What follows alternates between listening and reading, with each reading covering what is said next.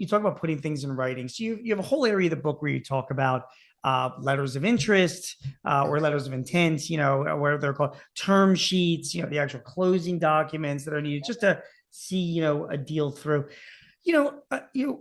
Is all of that necessary? And because in Europe, I know you're like, what do you say? I mean, in the end, I thought the only legal document, and explain this to me, I thought the only legal document is the actual agreement of sale. Everything else, like a letter of intent or a term sheet or a letter of interest, are there. You can't really go to. Do people go to court over those? They just seem like just a way to document, a tentative step forward. But give me your thoughts on those. Great question. So this is actually not you are 100% correct. The only document that really is legally binding is the final closing documents. But this is not a question of legality. This is a question of negotiation and negotiating leverage. So here's the thing. Who writes the closing docs? The acquiring company. Who's writing it? The attorneys for the acquiring company. Right. If there's something left silent, how are they going to interpret? They're going to interpret anything not spoken about in the favor of the acquiring company. Always. Right. So here's what happens. Most, especially inexperienced entrepreneurs, they think, oh, we'll just sign a really simple letter of intent or term sheet. It will do, all I care about is the top number, and then we'll work out all the details later. Right. That's what they say. Yeah, we'll just work out all the details later. They do. Well, guess what?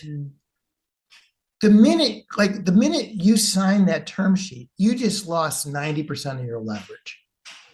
Like, it's just gone. Yeah. So here, I'll give you a very concrete example.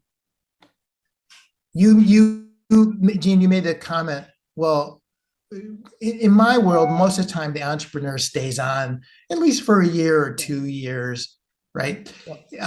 It's very rare that the CEO just sells it and just walks away. Right. It certainly happens, of course. Right. But in my world, they're buying people and they expect the CEO to stay on. The CEO comp is never talked about, or a comp of the executive team is never talked about in the term sheet. I got to tell you, critical item to address early on, correct?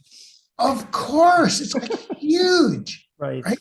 And so what I have come to understand, and by the way, I have done this, like writing this book was so eye-opening for me. I learned, I went into this going, yeah, I've been a CEO 4 times. I've sold businesses. I've been a board member, investors. I've gone through lots of transactions. This will just confirm what I already know. Couldn't have been further from the truth. I learned so much. And one of the things that I learned is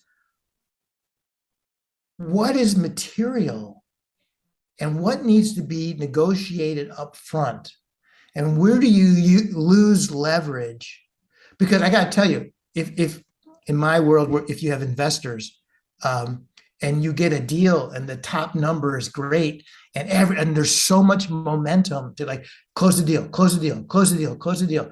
And then a week before the deal's about to close, they go, oh yeah, here's your comp package. Yeah. And you're the CEO, try going back to your board and going, oh yeah, I'm not doing this deal because my comp isn't what I wanted it to be.